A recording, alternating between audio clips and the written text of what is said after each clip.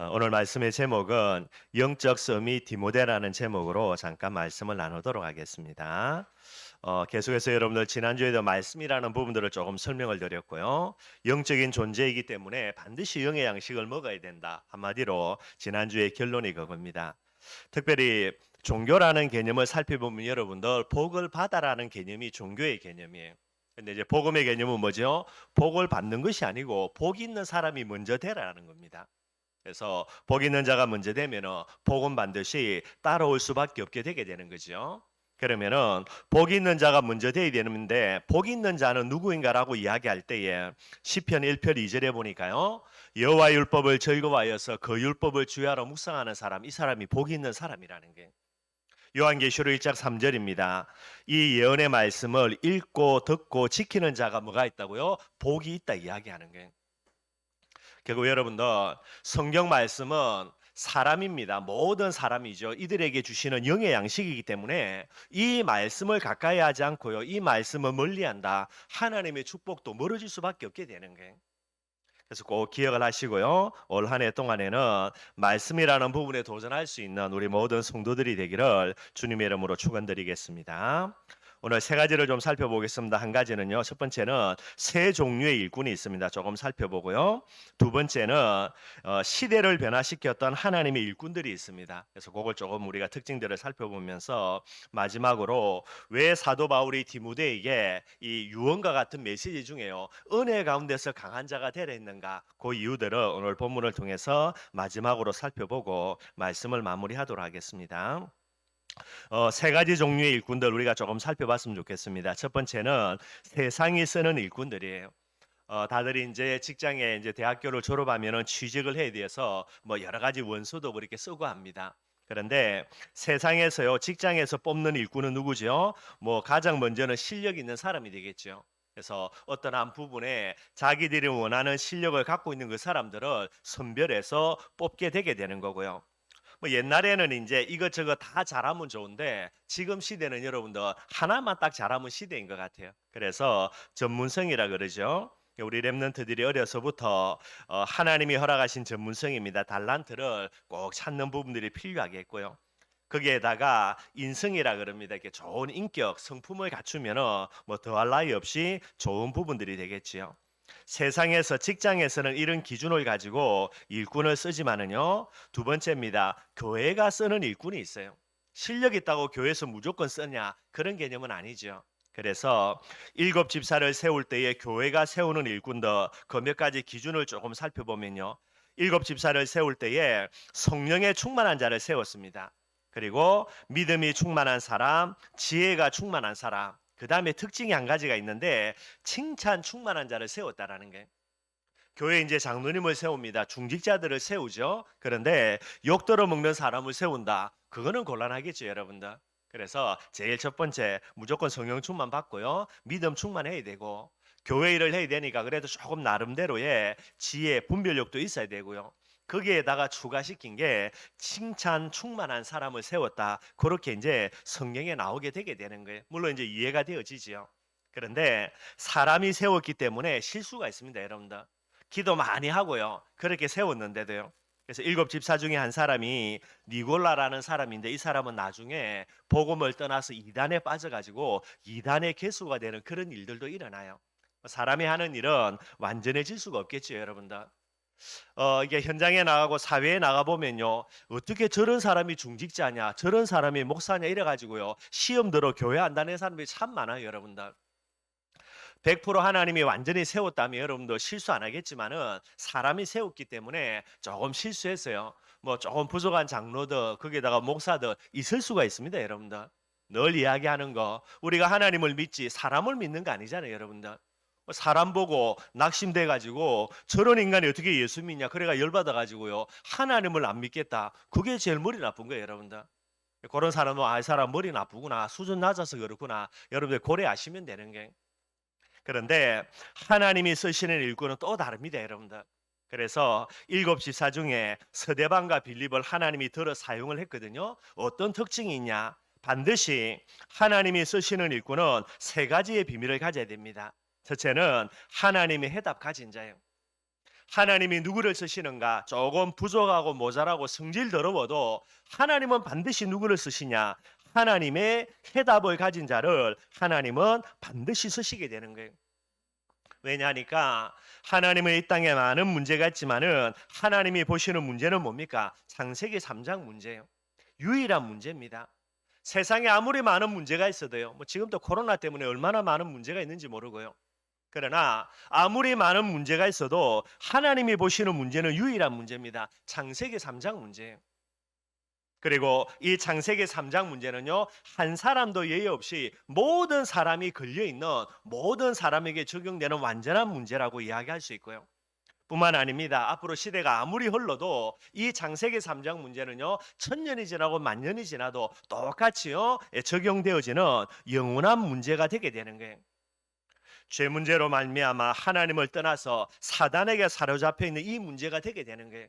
이게 지금도 보시는 하나님이 보시는 진정한 문제가 됩니다. 그래서 하나님이 저와 여러분들의 허락하신 해답입니다. 그게 뭐가 됩니까? 그게 그리스도예요, 여러분들. 여러 가지 중에 하나가 해답이 아닙니다. 유일한 해답이에요. 지금도 저와 여러분들의 문제는 창세기 3장 문제 맞습니다. 여러분들은 경제 문제, 물질 문제, 뭐 내 자녀 문제 아무리 이야기해도요. 하나님은 그게 아니라는 거예요. 어떤 문제입니까? 창세기 3장 문제라는 거예요.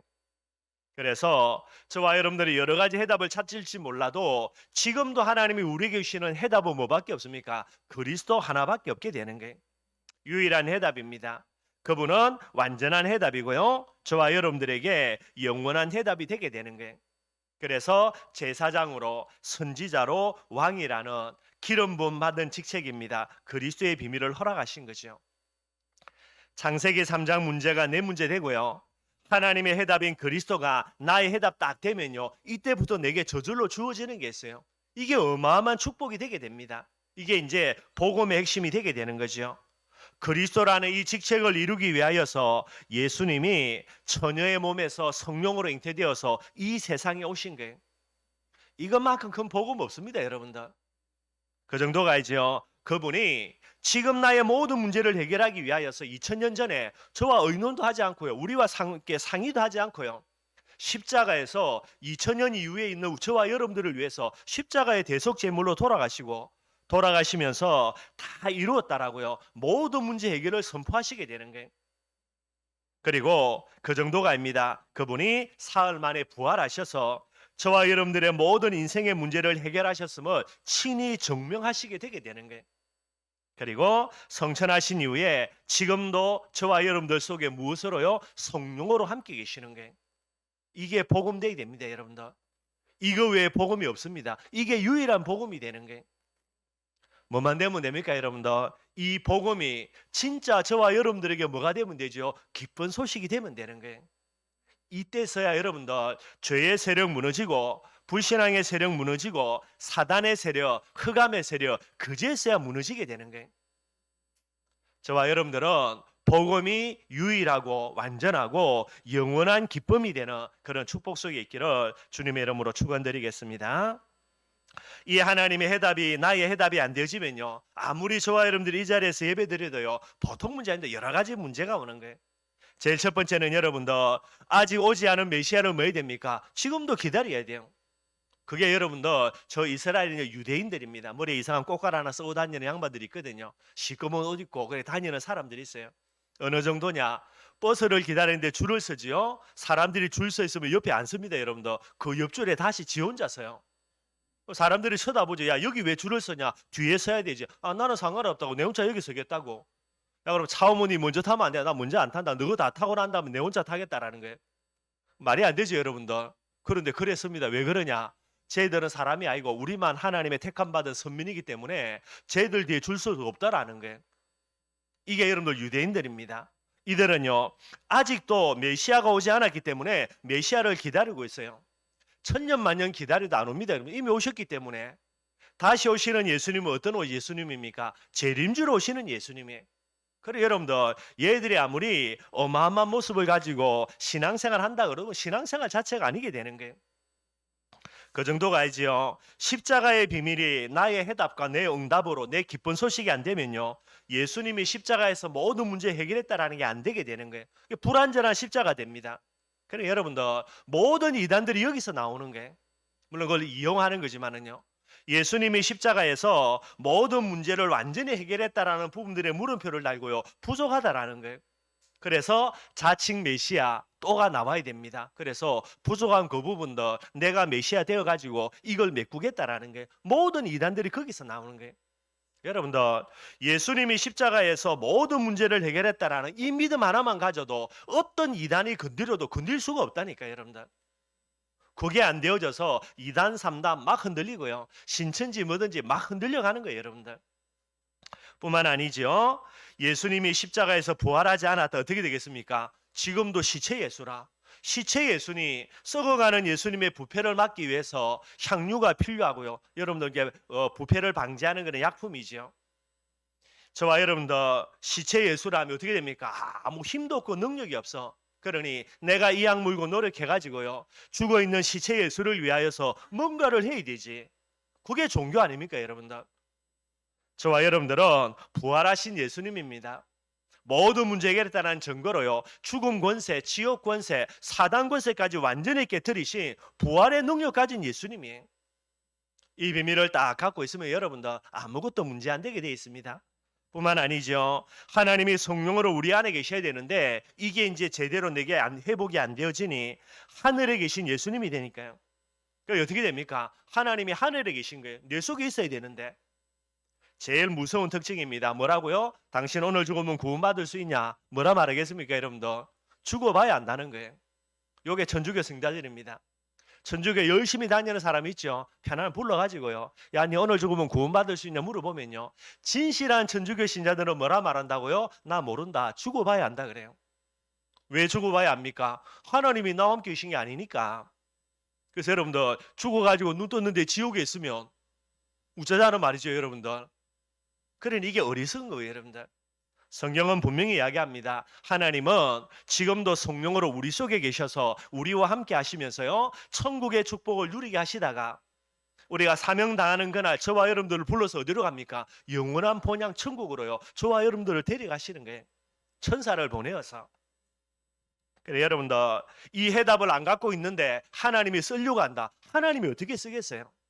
전능하신 하나님이라도 하나님의 해답을 모르는 사람은 하나님이 쓸 수가 없게 되는 거예요.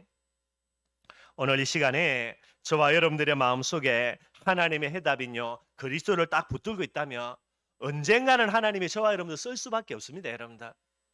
뿐만 아니죠. 하나님의 능력 가진 자를 하나님이 쓰십니다. 왜 하나님의 능력 가진 자를 쓰십니까? 여러분들 꼭 저와 여러분들이 기억해야 되는 거예요. 우리의 힘과 능력으로는요 하나님이 할 수가 없습니다 여러분들. 그래서 하나님의 해답 가지고 하나님의 능력을 가져야 하나님이 쓰실 수가 있게 되는 거예요. 스가랴 4장 6절에 보니까 만군의 여호와께서 말씀하시되 이는 힘으로 되지 아니하며 능력으로 되지 아니하고 오직 나의 영으로 되느니라. 하나님이 말씀하고 계십니다. 저와 여러분들의 힘으로는요 아무리 능력이 있어도 이거는 한계가 있습니다 여러분들. 하나님의 일을 감당할 수가 없어요. 그래서 예수님도 성천하시기 직전에 가장 마지막 메시지입니다. 뭐지요? 사도행전 1장 8절이에요. 오직 성령이 너희에게 마시면 너희가 권능받아서 예루살렘, 유대, 사마리아와 땅끝까지 이르러 내 증인이 되리라 하시니라 그랬습니다. 우리의 능력이 아닙니다 여러분들. 하나님의 능력이라. 그래서 하나님의 영으로 하나님의 성령의 충만함 받으면 땅끝까지 증인이 되어진다라는 거예요. 이유가 뭡니까? 에베소서 6장 12절입니다. 우리의 씨름은 혈과 육을 상대하는 것이 아니라 통치자들, 권세들, 이 어둠의 세상 주관자들과 하늘에 있는 악한 영들을 상대한다라는 거예요. 영적인 싸움입니다. 그래서 우리 힘으로 안 된다라는 거예요 여러분들. 뭐 해야 됩니까? 성령 충만 받아줘야 된다니까요. 마태복음 12장 28절 29절입니다. 하나님의 성령을 힘입어 귀신을 쫓아내는 것이면은 하나님의 나라가 이미 너희에게 임하였고요. 사람이 먼저 강한 자를 결박하지 않고서야 어떻게 그 강한 자의 집에 들어가서 세간을 강탈하겠느냐. 그러니 우리 힘으로 안 된다는 거예요 여러분들. 빨리 포기해야 됩니다. 이 약 물고요 가능하면 좋겠지만은 안 되는 부분이라니까요. 저와 여러분들 반드시 성령 충만함의 비밀 누리기를 바랍니다. 성령 충만 받는 가장 간단한 비결이 뭐겠습니까, 여러분들? 물론 성령 충만 받는다 할 때 기도하는 부분들이 핵심이에요.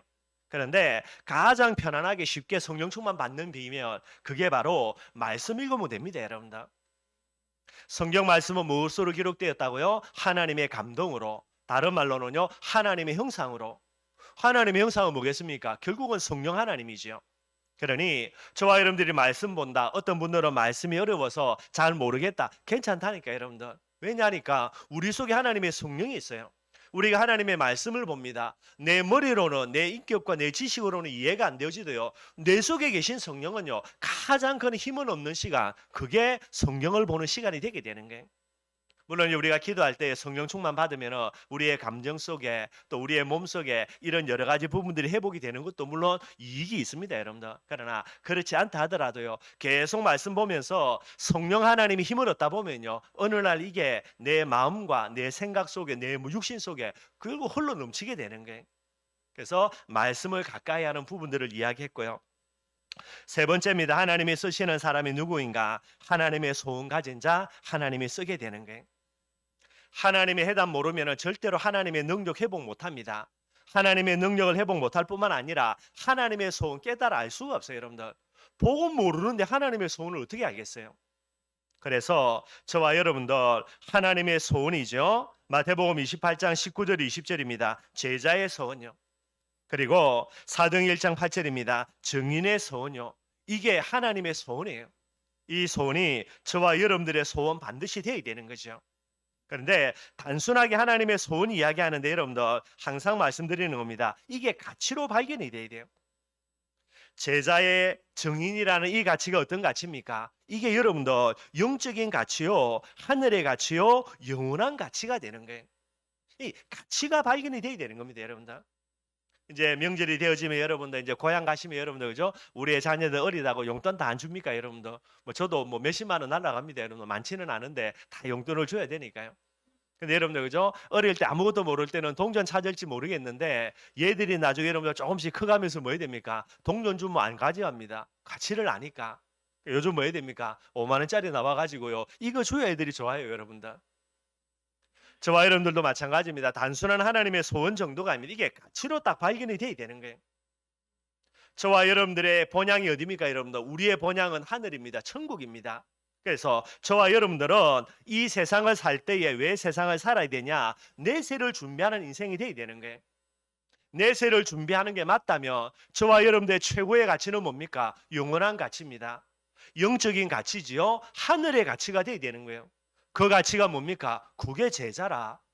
그래서 예수님이 천국을 예배해 놓고요. 저와 여러분도 제자들에게 뭐라고 이야기합니까? 너희는 가서 모든 족속으로 제자를 삼으라. 그래 말씀하시는 거예요. 저와 여러분도 이 가치 발견하기를 바랍니다. 그래서 이것을 우리의 마음에 소원을 품고요. 제자를 위해서 우리가 달려가는 이 인생이 바로 내세를 준비하는 가장 아름다운 인생이 되게 되는 거예요. 천주교 다니는 사람들요. 죽어봐야 안다 그러거든요. 아니 죽고 난 다음에 지옥 가면 어떡할 건데? 다시 여러분들 환생해가지고요. 다시 인생을 살아가지고 천국 갈 준비하면 될까요? 그럴 수 있는 방법이 있으면 얼마나 좋겠습니까? 많은 지옥 한 번 돌아오면 끝인데요. 물음표라는 부분들을 달고요. 뭐 때문에 다는지 몰라요, 여러분들.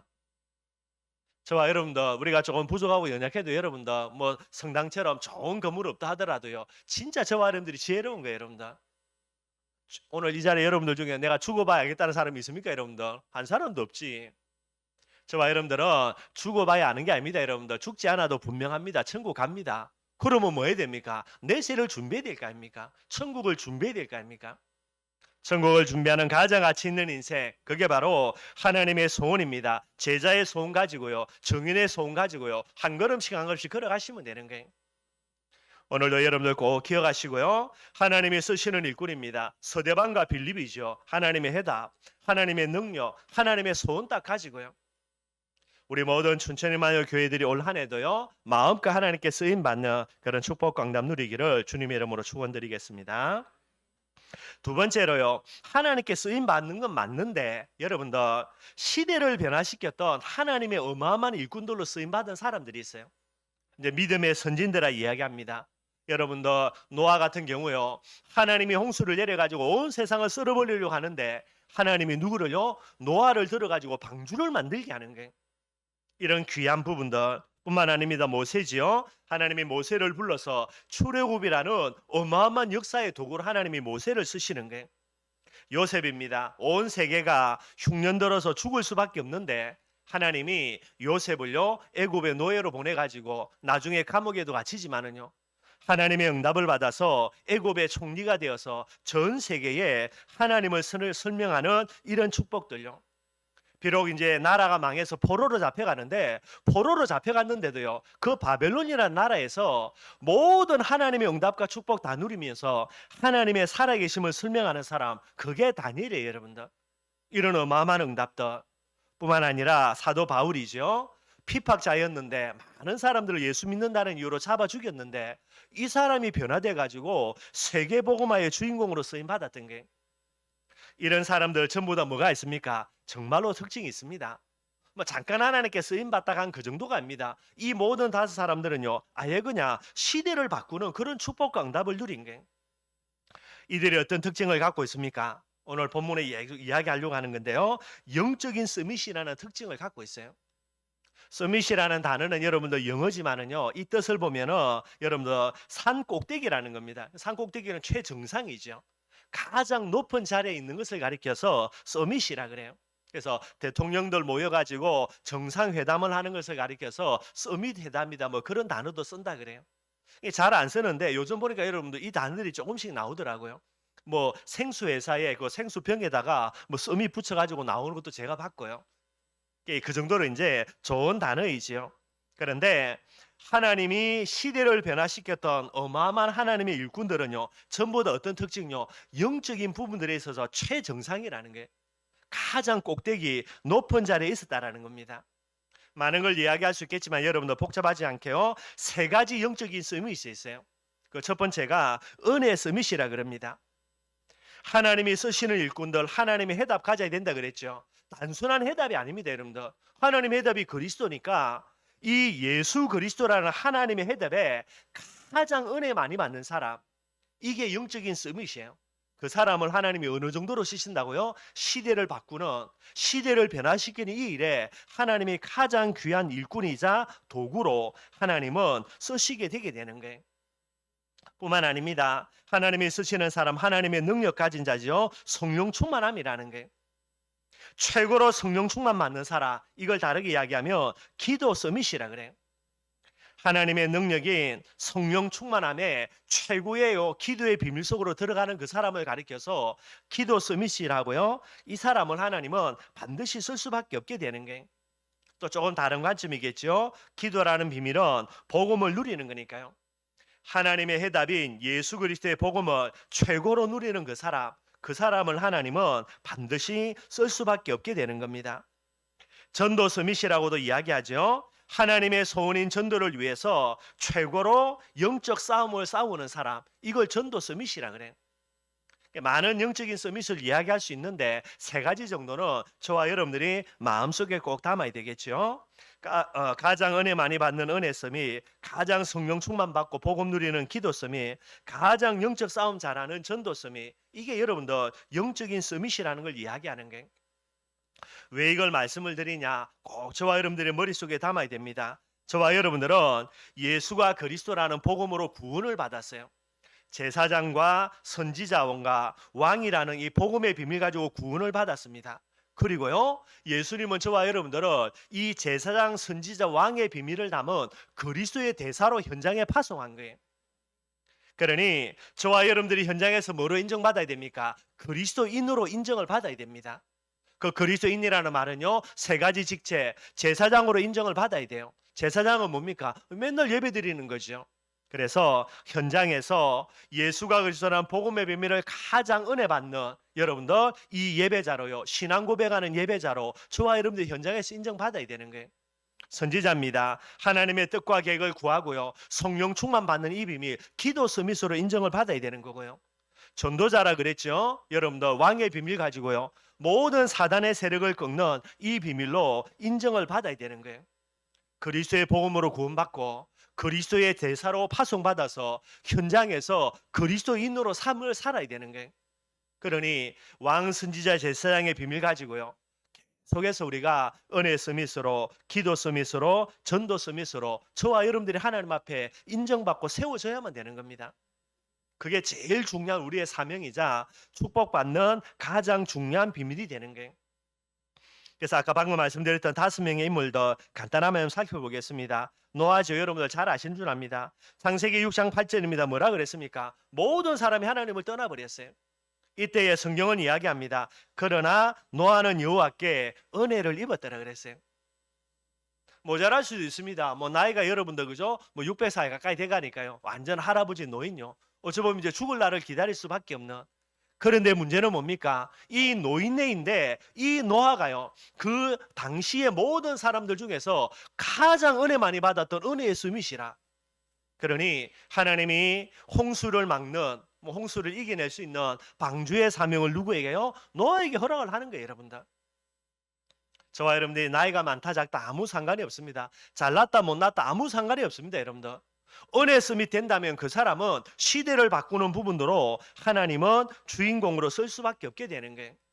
모세 마찬가지입니다. 모세는 어느 정도로요? 아예 여러분들 모세오경을 안 기록했습니까? 그 정도로 영적으로요 풍성한 은혜 속에 영적인 비밀을 가진 자예요. 만약에 모세가 여러분들 멍청해가지고 모세오경 기록 안 했으면 저와 여러분들 어떻게 여러분 하나님 앞에 서 있겠습니까? 너무나 중요한 비밀들을요 다 모세가 기록한 거예요. 그러니 모세를 여러분들 하나님의 가장 큰 사역입니다. 출애굽의 주역으로 누구를 쓰겠어요? 모세를 쓸 수밖에 없는 거죠. 뿐만 아닙니다. 요셉입니다. 창세기 41장 38절에 보니까 바로왕의 고백이에요. 요셉을 총리로 세우면서 뭐라고 고백하냐? 이와 같이 하나님의 영에 감동된 사람을 우리가 어찌 찾을 수 있겠냐? 불신자입니다. 하나님 몰라요. 그런데 바로왕이 요셉을 딱 보니까 이건 뭐 하나님의 영에 이 정도로 감동된 사람이 없는 거예요. 쉽게 이야기하면 하나님의 성령의 충만함 받은 사람, 불신자가 봐도 요셉보다 나은 사람이 없으니까. 그래 이야기합니다. 반지 빼가지고요. 이걸 요셉에게 주면서 반지는 모든 나라를 다스릴 수 있는 권한이에요. 반지 주면서 내가 네보다 자리만 높을 뿐이지 모든 부분에 네가 나보다 낫다. 네가 그냥 아예 나라 다스리라. 이래 나오는 거예요, 여러분들. 뿐만 아닙니다. 다니엘이죠. 여러분들 잘 아시는 대로 다니엘 6장 10절입니다. 어느 정도로요? 오늘 죽는데도요. 기도하면 죽는다니까요. 근데 다니엘이 문 열어놓고 웃으면서요. 항상 전에 하던 대로 얼마나 다니엘이 기도했던지 여러분들 다니엘의 대적들이요. 다니엘을 꼬투리 잡아가지고 모험하려고 하는데 털어도 문제 하나 안 나오는 거예요. 그래서 저걸 어떻게 없앨까 제거할까 원체 뭐 눈에 가시처럼 보기 싫으니까 그래가지고 이제 다니엘을 모험해서 죽이려고 꼬투리 잡는 게 뭡니까? 다니엘이 기도하는 거. 어느 정도로요? 이 법을 만들었는데 그러면은 다니엘이 이 법 앞에 무릎 꿇고 이제 기도를 쉴 것이다. 이 정도가 아닙니다, 여러분들. 죽이는 법을 만들어 놔도 저놈의 다니엘 저거 죽는 줄 알면서 기도할 놈이라는 거 아니까요. 얘들이 법을 그렇게 딱 만든 거예요. 다니엘을 대적하면서 죽이려고 했던 사람들조차도 다니엘을 무엇으로요? 기도하는 사람으로 인정하고 그래서 이런 모함을 함정을 파는 겁니다. 다니엘 알죠, 여러분들? 조서에 의인이 시킨 거 다 알고요. 기도하면 사자굴에 들어간 거 아는데도요. 웃으면서요. 보라는 듯이 창문 다 열어놓고 기도하는 거예요. 그러니까 여러분들 하나님이 쓰겠습니까? 안 쓰겠습니까? 우상 숭배에 빠져가지고 나라가 바벨론에 망했습니다. 우상 숭배하는 나라입니다. 하나님을 숨기는 이스라엘이요. 얼마나 부끄러움 당했습니까? 나라가 망해가면서 여러분들 바벨론을 다스렸던 통치자들부터 해가지고요. 하나님 무시하고 하나님 모욕하고요. 온갖 어려움들요. 그런데 다니엘 한 사람이 기도라는 비밀을 가지고 이게 여기에 서밋된 부분들 때문에요. 그 빼앗겼던 하나님의 영광과 그 비밀들을 다니엘 하나 때문에 바벨론에서 전부 다 회복 다 하는 거예요, 여러분들. 뿐만 아닙니다. 사도 바울 여러분들 잘 아시죠? 어느 정도로 바울이요 중심과 많은 부분에 뛰어나냐? 하나만 보면 됩니다. 사도행 20장 24절요.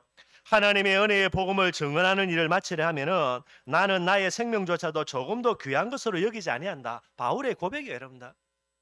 아니, 하나님이 진짜 세계복음 하기를 원한다면 하나님이 누구를 쓰겠습니까? 바울을 안 쓸 수 있겠습니까, 여러분들? 그러니 하나님은 바울을 쓸 수밖에 없고요. 네가 가이사 앞에 서야 하리라. 이 언약의 그런 귀한 비밀을 허락하시면서 풍랑 가운데도 불 가운데도요. 뭐 그죠? 독사에 물렸는데도요. 끄떡없습니다, 여러분들. 시대를 변화시켰던 모든 하나님의 일꾼들, 그들은 전부 다 뭐가 됩니까? 한 그 시대에 반드시 영적인 서밋의 자리에 올라간 거예요. 그 사람들을 통해서 하나님은 하나님의 역사 모든 부분들을 하나님이 다 써내려가는 그런 응답을 누리게 되는 겁니다. 저와 여러분들 어려운 거 아닙니다, 여러분들. 지금 많은 시대가 저주와 장소로 들어가는데 뭐만 하면 됩니까, 여러분들? 진짜 저와 여러분들이 누군가는 모르겠지만은요, 정말로 이렇게 영적인 스미스 자리에 딱 올라가면 돼요. 그러면 모든 것은 하나님이 역전 다 시켜나가게 됩니다.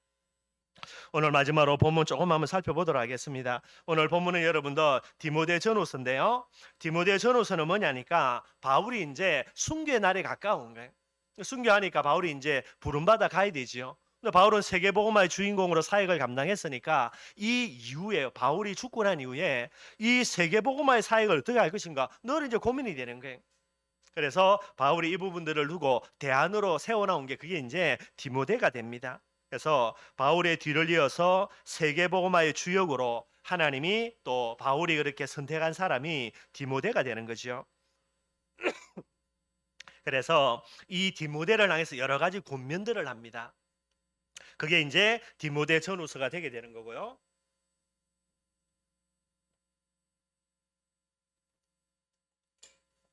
그래서 디모데 전후서를 가리켜서 성경을 구분할 때에 목회 서신이다 그렇게 이야기해요. 디모데를 세계복음화의 주인공으로요 목회자로 쭉 양육하는 부분에 있어서 이제 바울의 여러 가지 권면들을 기록해 놓은 거예요. 그래서 좋은 말씀들이 너무나 많이 있습니다, 여러분. 그래서 지난주에도 디모데가 배우고 하시는 일에 그했다라는 거, 또 다른 부분이죠. 거짓이 없는 믿음을 네가 하고 있다라는 거, 이런 여러 가지 좋은 부분이 많이 있는데 가장 중요한 내용 중에 하나 그게 오늘 본문이에요. 그래서 오늘 1절입니다. 바울의 가장 중요한 그죠? 세계복음을 향한 디모데 보고 뭐라고 부탁하면서 권면하냐? 오늘 2장 1절이죠. 내 아들아 그래요. 실제로는 아들 아닙니다, 여러분들. 그러나 육신의 피로 세우지 않았지만은요. 복음의 그리스도의 피로 그렇게 세운 자기의 아들이 바로 디모데가 되는 거예요.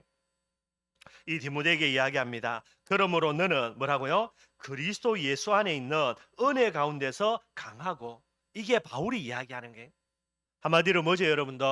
그리스도 예수입니다. 하나님의 해답 가지고요. 가장 은혜 많이 받는 뭐가 되라는 겁니까? 은혜의 서밋이 되라는 거예요. 이게 바울이 디모데에게 부탁하는 세계복음할 디모데가 가져야 되는 가장 중요한 비결이 되게 되는 겁니다. 은혜의 서밋입니다. 예를 들어요. 디모데보다 더 은혜 받는 사람이 있습니까? 없습니까? 없다는 말이에요, 여러분들. 디모데는 세계복음화의 주인공이 되어야 됩니다. 세계복음화의 주인공인 디모데에게 바울이 이야기하는 거, 니보다 은혜 더 많이 받는 사람 없도록 하라는 거예요. 이게 부탁이 되는 거예요. 저와 여러분들 은혜의 쓰밋 되면요 반드시 응답의 쓰밋 되게 돼 있고요. 응답의 쓰임 되면요 반드시 세계복음화의 주역으로 쓰밋으로 반드시 쓰임 받게 되게 되는 거예요. 은혜의 쓰밋 돼야 뭐가 됩니까, 여러분들? 세계복음화의 주인공이 될 수 있는 거예요. 바울이 디모데를 세계복음화의 주인공으로 세웠지만은요. 또 다른 인물이 디모데보다 더 풍성하고 더 큰 은혜를 받는다. 그러면 결국은 자리 양복해야 됩니다. 베드로가 세계복음화의 주인공이었는데 결국은 이걸 누구에게 빼앗겼습니까? 바울에게 빼앗긴 거예요. 왜 빼앗겼습니까? 결국은 여러분도 바울이 더 큰 은혜 받았는데 뭐 어쩔 수 없는 거예요, 여러분들. 어찌 보면 여러분들 가장 무서운 영적인 세계입니다. 이게 얼마나 무서운지 몰라요, 여러분들. 정글의 법칙입니다. 힘센 놈이 힘 약한 놈 잡아먹는 거예요, 여러분들. 그만큼이나 더욱더 사실적으로 철저하고 무서운 게 영적인 세계예요. 어쩔 수 없는 거예요, 여러분들.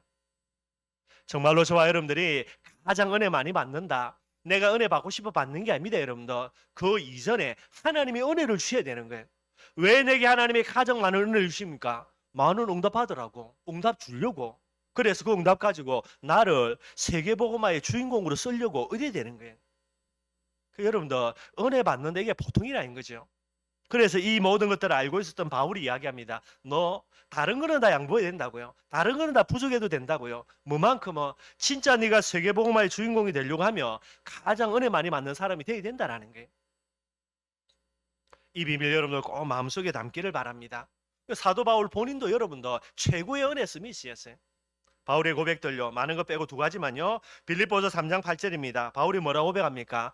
그리스도 예수를 아는 지식이 뭐라고요? 가장 고상한 지식이라는 거예요. 이게 바울이 은혜 받고 그가 고백한 내용입니다, 여러분들. 무식한 사람 아닙니다. 그 당시 유대 사회에서 가장 뛰어난 석각 중에 한 사람이 바울이에요. 이 바울이 고백합니다. 얼마나 은혜를 많이 받았든지 내가 진짜 은혜 받고 보니까 그리스도를 아는 지식은요, 세상의 지식과는 비교할 수 없는 차원이 다른 지식이다. 이걸 바울이 고백하는 거예요. 에베소서 1장 3절입니다. 그리스도 안에서 하늘에 속한 모든 신령한 복으로 우리에게 복 주신다. 바울의 고백이에요. 얼마나 바울이 은혜 받았든지요. 은혜 받고 보니까 이건 세상의 복이 아니라 하늘의 복으로, 영적인 복으로 이걸 바울이 깨닫고 발견하고 누린 거예요. 그래 여러분들, 최고의 은혜서 및 바울, 그러니 바울은 여러분들 이 예수님의 12제자 중에 들어가지도 않습니다. 그냥 우리가 좋게 봐줘가지고 부활하신 예수님이 부르셨다 이래 돼서 뭐 사도로 부름만 쓰는 게 호칭하는 내용이 되어지고요. 그럼에도 불구하고 사도 바울은 세계복음화에 가장 뛰어난 축복 광답으로 하나님께 쓰임 받게 되는 거예요.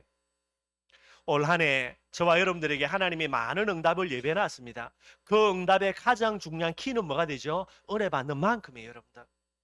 그래서 뭐를 가져야 됩니까? 은혜의 소원 가져야 돼요. 그게 가장 중요한 비밀입니다. 은혜의 소원 가지고요, 풍성한 은혜 속에 들어가는, 특별히요 은혜의 쓰임 때는 여러분 되기를 바랍니다. 여러분들의 현장에서 여러분들의 은혜 쓰임 된다. 제일 응답 많이 받습니다, 여러분들. 똑같은 법칙으로 오늘 이 자리에 예배드리는 여러분들 중에 가장 은혜 많이 받는 사람이 있다. 그 사람이 제일 응답 많이 받아요. 배 아파도 어쩔 수 없습니다. 영적인 법칙이니까. 그러면서 바울이 이야기합니다. 은혜의 씀이 되어져야 뭐 할 수 있습니까? 그죠? 3절입니다. 너는 그리스도 예수의 좋은 병사로 나와 함께 고난을 받으라 그랬어요. 병사입니다. 병사는 뭐 하는 거죠? 전쟁하는 사람. 은혜의 씀이 되어야 됩니다. 이 힘을 갖고 있어야 뭐 할 수 있습니까? 영적 싸움 할 수 있는 사람이 되는 거예요. 싸움을 싸우는 정도가 아닙니다. 가장 뛰어난 영적 싸움의 서밋이 되게 되는 거예요. 그래야 세계복음화의 주인공이 되게 되는 거죠. 뿐만 아니라 또 이야기합니다. 뭐라고 이야기합니까? 여러분들 5절에 보니까요, 경계하는 자가 법대로 경계하지 아니하며, 법대로라고 그랬습니다. 그 말이 무슨 말입니까? 하나님의 뜻과 계획대로, 이게 성령의 인도 속에서 요걸 이야기하는 거예요. 그러니 세계복음화에 뭐가 돼야 됩니까? 가장 성령 인도 잘 받는, 하나님의 뜻과 계획을 가장 정확하게 보고 이걸 두고 가장 기도 많이 하는 기도 서밋이 될 수 있는 거예요. 은혜 서밋이 돼야만 이게 가능해지게 되는 거죠. 뿐만 아닙니다. 바울이 이야기합니다. 수고하는 농부가 곡식을 먼저 받는 것이 마땅하다 그랬어요. 그래서 뭐 수고라는 부분들을 포인트를 둘 수 있습니다. 복음을 헌신하고 희생하고 수고하는 삶을 살아야 되니까, 그러려면 뭐 해야 됩니까? 은혜 받아야 된다니까요. 또 이걸 다르게 그죠? 먼저 곡식을 받는 것이 마땅하다. 먼저 누린다는 말이잖아요. 그러니 복음 누리면 뭐가 돼야 됩니까? 가장 뛰어난 자가 돼야 되는 거예요. 세계복음화의 주인공으로 바울의 뒤를 이어서 이 자리에 도전하는 디모데가 은혜 제일 많이 받는 사람이 되지 못하고요, 복음 제일 많이 누리는 사람 되지 못하고요, 영적 싸움 제일 잘 싸우는 사람이 되지 못하고, 그러면서 야 내가 세계복음하니까 나를 따르라. 누가 따라가? 아무도 안 따라가지. 말이 안 되는 부분 되는 거예요. 그러니 이걸 잘 알았던 바울이 디모데에게 이야기합니다. 너를 세계복음화의 후계자로 하나님께 기도하면서 세우는데 여러 가지 중요한 건 많이 있지만은 가장 중요한 이거는 반드시 돼야 된다. 그러면서 하는 말입니다. 은혜 가운데서 가장 강한 자가 되라는 거예요. 우리가 모자라고 부족한 건 맞은데, 저와 여러분들이 우리 춘천 임마누엘 교회가 뭐 할 교회입니까? 춘천복음화 교회가 맞다면 우리 교회는 뭐가 돼야 됩니까? 영적인 서밋에 우리가 예배 드릴 때마다 이 응답 누려야 돼요. 다른 교회들보다는 우리가 모여서 예배 드릴 때마다 가장 크게 성령 충만 받는 교회가 돼야 됩니다. 돼야 춘천의 삼천제자를 살리는 하나님의 응답과 축복을 누리는 교회가 된다니까요. 규모가 제일 크고 건물이 제일 좋고, 아닙니다 여러분들. 제일요 권력 있는 사람들이 많이 모이고, 그게 아니라니까. 소수라도 되는데 뭐 하면 됩니까? 가장 크게 성령의 역사하는 곳이 돼야 되는 거예요. 그게 마가다락방 교회라. 그러니 누구를 씁니까? 마가다락방 교회를 통해서 세계복음화 할 수밖에 없게 되게 되는 거죠. 모자란 거 맞습니다. 부족한 거 맞습니다. 그러나 언약 때문에, 사명 때문에 이걸 두고 우리가 도전을 해야 되는 거예요, 여러분들. 말씀 결론 맺도록 하겠습니다. 전도 제자가 반드시 있어야 되는 자리입니다. 그 자리가 어디겠습니까? 이 자리를 두고 진짜 우리가 생을 걸고 도전해야 되는 자리가 되는 거예요. 여러분들이 이 자리에 올라가야 영적인 질서가 회복이 돼요. 영적인 질서가 회복돼야 그 다음에 여러 가지 일들이 응답으로 다가옵니다. 그 있어야 될 자리가 어떤 자리입니까? 영적인 서밋의 자리예요. 여러분들이 현장에서 여러분들이 영적인 서밋의 자리에 서야 됩니다. 이 자리에 여러분들 복음도 모르는 사람이 설 수도 없겠지만은요, 혹시나 그렇게 된다 이러면 영적 질서가 엉망이 되는 거예요. 그럼 그때부터 여러분들 저주와 재앙으로요, 그 현장은 완전히 뒤집어지게 되는 거고요. 가장 은혜 많이 받는 은혜씀이, 가장 기도 많이 하는 기도씀이, 양을 말하는 게 아닙니다. 하나님의 뜻과 계획을 놓고 제일 기도 많이 하고요, 제일 복음 많이 누리고요, 성령 충만 제일 많이 받고요, 요게 기도씀이시라. 그리고 영적 싸움 제일 잘 싸우는 전도씀이 반드시 돼야 되는 거예요. 이 자리만 올라가면 모든 거 깨끗하게 역전됩니다, 여러분들. 그게 시편 78편 70절에서 72절이에요. 우리 잘 아는 말씀이죠. 또 그의 종 다윗을 택하심에, 하나님이 다윗을 창세전 영세전 택하신 겁니다. 뭐라고요? 하나님이 다윗을 어디로요? 양치기 목동으로 보낸 거예요. 아버지가 보낸 게 아니에요, 여러분들. 막내 아들 얼마나 금이야 옥인데 이 다윗을요 특별히 미워해가지고 골탕 먹이려고 야곱이 다윗이 이상한 짓을 해서 그래서 양치기로 보낸 게 하나님이 보냈다니까요. 양의 우리에서 취하시며 젖 먹는 양을 지키는 중에서 그를 이끌어내어서 그의 백성인 야곱, 그의 소유인 이스라엘을 기르게 하셨다라는 거예요. 양치기로 보냈는데 그 양치기 현장에서 다윗이 뭐 했다고요? 영적인 서밋이 했다니까요. 어렵지 않습니다, 여러분들. 다들 양치기인데요. 뭐 똑똑한 놈 있겠습니까? 다 모자란 놈들, 부족한 놈들. 이들 중에 다윗을 보내가지고요, 모자란 중이지만은 걔들 중에서 무엇으로요? 그 양치기 사회에서 현장에서 영적인 섬이 딱 다윗이 되게 한 거예요. 실제로 다윗이 영적 섬이 딱 됐고요. 그러니 어떤 일이 난 겁니까? 한 방에 깨끗하게 역전됩니다. 하나님이 영적인 서밋이 있는 다윗을 그 양치기에서 뽑아내가지고요, 이스라엘의 왕으로 딱 꼽아버린 거예요. 저와 여러분들이 응답받는 가장 중요한 비밀, 이 비밀돼야 됩니다, 여러분들. 영적인 서밋의 자리에만 올라가면 나머지를 뭐합니까? 정말로 따라와요. 여러분 몸무릎 안 쳐도. 다윗이 여러분들 양치기에서 왕 된다, 어떻게 해요? 불가능하지. 그런데 하나님 앞에 양치기로서 선 게 아니라 영적인 서밋으로 딱 서니까요, 이 일을 어떻게 하나님이 바꾸는지는 상상할 수 없는 일이라는 거예요. 올 한 해에 저와 여러분들이 나를 영적인 디모데로 세우는 것이 맞다면 이 비밀 두고 꼭 도전하기를 바랍니다. 지난주에는 첫 번째 그저 성경 읽는 거 도전하고요, 올해는 내 있는 현장에서 무조건 내가 영적 서밋 되겠다, 그것만 계속해서 도전하고요, 진짜 여러분 영적인 서밋 자리 하나님이 딱 인정하면 그만요, 거기서 뽑아가지고요, 하나님이 어떤 자를 여러분 인도할지는 하나님 손에 있는 거예요. 아무도 몰라요, 여러분들. 아무리 배 아파도 여러분들 안 됩니다, 여러분들. 이 축복 강답들을 두고 도전하는 2022년이 되기를 주님의 이름으로 축원드리겠습니다. 우리 말씀 생각하면서 찬송가 287장 찬양하겠습니다.